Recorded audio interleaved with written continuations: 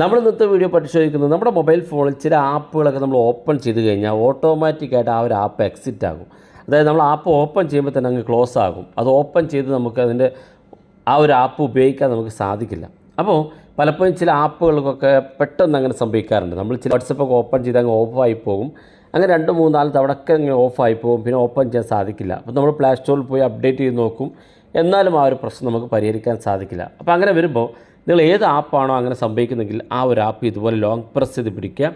ഇവിടെ app info എന്ന് കാണും, അത് ക്ലിക്ക് ചെയ്ത് കൊടുക്കുക. ഇനി ഇല്ലെങ്കിൽ നിങ്ങൾ ആപ്ലിക്കേഷൻ മാനേജർ എന്നോ അല്ലെങ്കിൽ ആപ്സ് ആൻഡ് നോട്ടിഫിക്കേഷൻ എന്നോ കാണുന്ന ഭാഗത്ത് പോയി ഈ ഒരു ആപ്പ് ഇതുപോലെ ഓപ്പൺ ചെയ്ത് കൊടുക്കുക. ഇവിടെ താഴെ കാണുന്ന ഭാഗത്ത് സ്റ്റോറേജ് ആൻഡ് യൂസേജ് എന്നുള്ള ഓപ്ഷൻ കാണും. ചില മൊബൈൽ ഫോണിൽ സ്റ്റോറേജ് ആൻഡ് ഡാറ്റ എന്നായിരിക്കും കാണാൻ സാധിക്കുക. ക്ലിയർ ഡാറ്റ എന്നുള്ള ഓപ്ഷൻ ഉണ്ട്, അത് ക്ലിക്ക് ചെയ്ത് ഡിലീറ്റ് ബട്ടൺ ക്ലിക്ക് ചെയ്ത് കൊടുക്കുക, അല്ലെങ്കിൽ ക്ലിയർ ഡാറ്റ കൊടുക്കുക. അത് കൊടുത്തു കഴിഞ്ഞാൽ പിന്നെ ഈ ഒരു ആപ്പ് നിങ്ങൾ ഓപ്പൺ ചെയ്ത് നോക്കുക. നേരത്തെ നിങ്ങളുടെ ആപ്പ് നിങ്ങൾ ഡൗൺലോഡ് ചെയ്ത് ഉപയോഗിക്കുമ്പോൾ എങ്ങനെയായിരുന്നു അതുപോലെ ആയിരിക്കും ഒരു ആപ്പ് നിങ്ങൾക്ക് കാണാൻ സാധിക്കാം. അതുകൊണ്ട് തന്നെ അതിനകത്തുള്ള ഡാറ്റകളൊക്കെ പോകും. അപ്പോൾ അതുകൊണ്ട് തന്നെ വാട്സപ്പൊക്കെ ഉപയോഗിക്കുന്ന ആളുകൾ അല്ലെങ്കിൽ മൊബൈൽ നമ്പറൊക്കെ ഉപയോഗിച്ച് കണക്ട് ചെയ്യുന്ന ആളുകൾ ശ്രദ്ധിക്കുക. അത്തരം ആപ്പുകളാണെങ്കിൽ നിങ്ങൾ ആവശ്യമായ രേഖകളൊക്കെ മാറ്റി വെച്ചതിന് ശേഷം ഇങ്ങനെ ചെയ്യാൻ ശ്രമിക്കുക.